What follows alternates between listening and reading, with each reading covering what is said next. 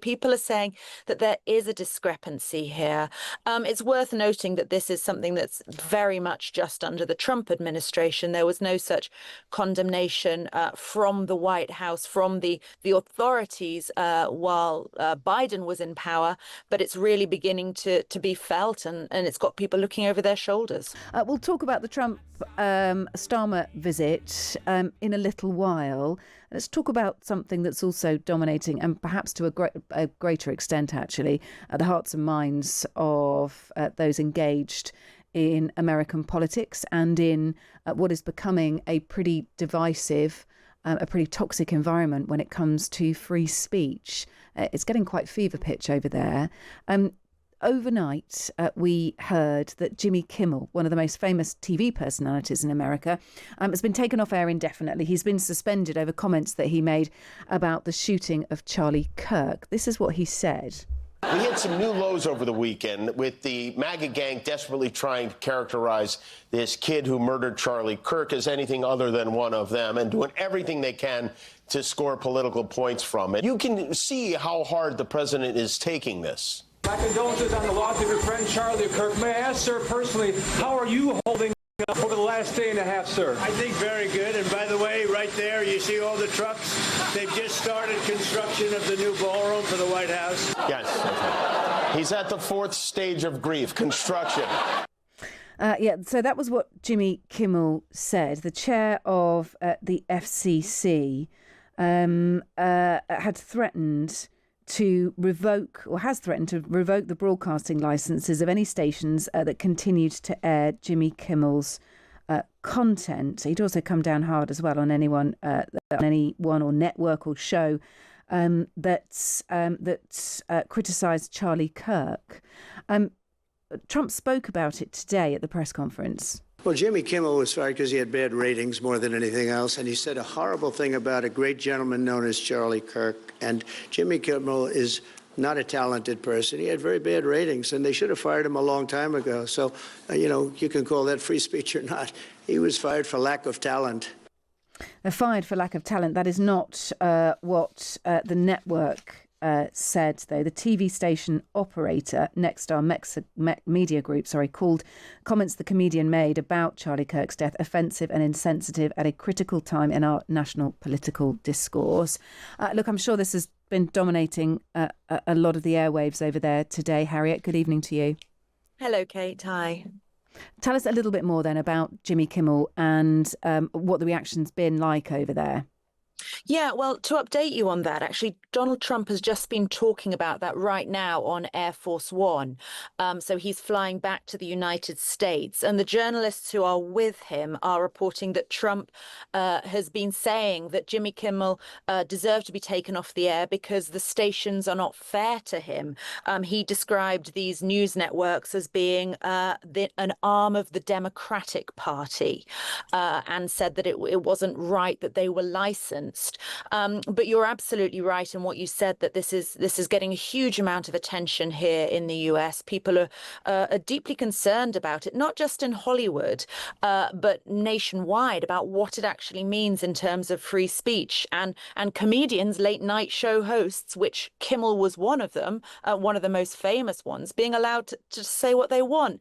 And also, just for a bit of context, Kate, I mean, there were a lot of people saying some quite offensive things after the death of Charlie Kirk last week, but Jimmy Kimmel was actually not one of them. His Instagram post, he said, instead of the angry finger pointing, can we just for one day agree that it is horrible and monstrous to shoot another human being? So that was his reaction on the day of the shooting. And now, of course, he has had his show suspended because of what he said last night. Yeah.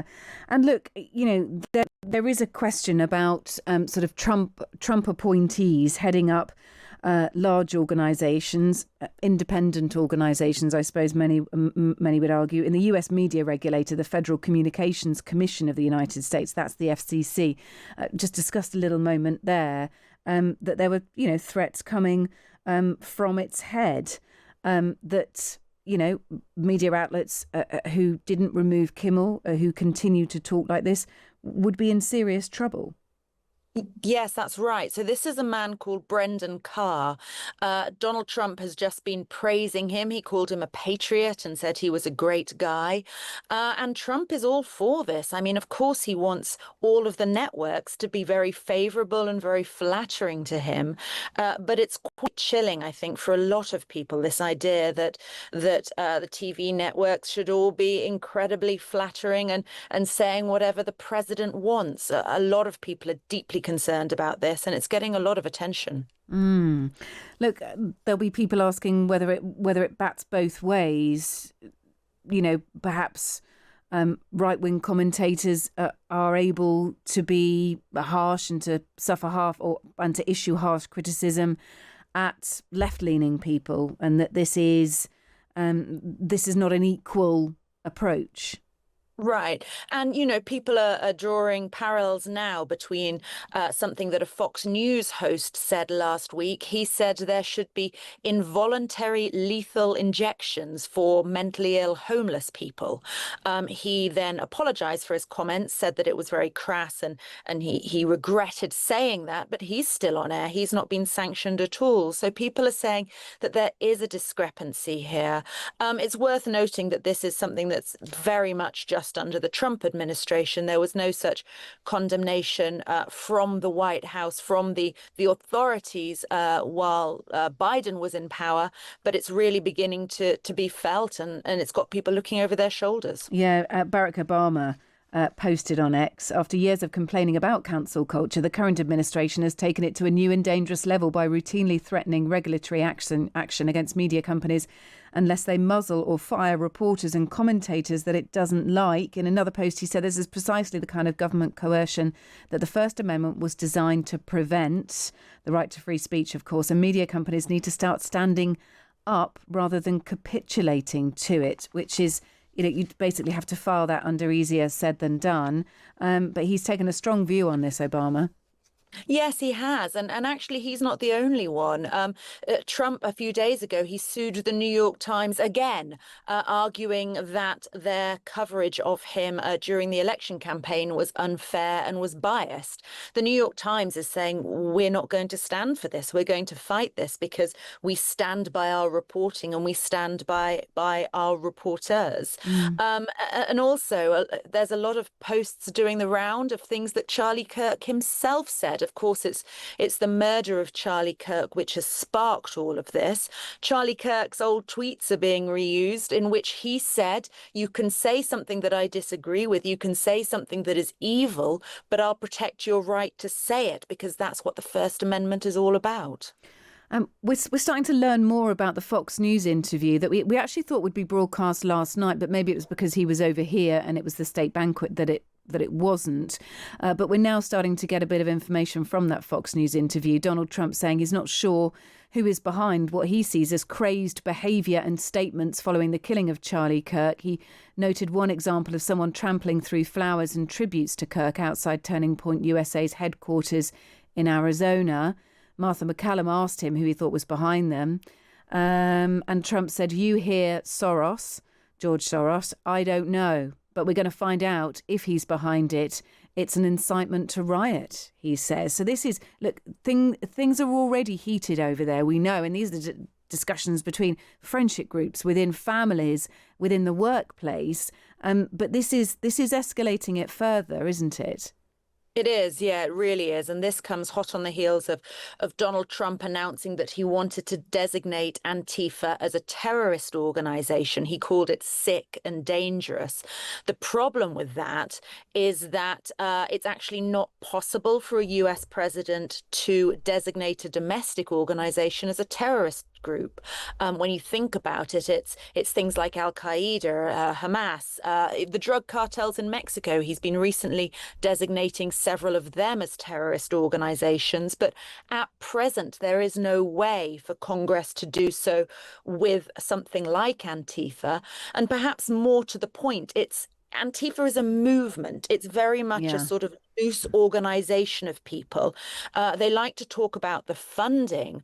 And of course, George Soros' name is often bandied about. J.D. Vance last week was saying as well, things like the Ford Foundation. These are liberal groups which are funding things such as, Planned Parenthood, giving abortion rights, things like that.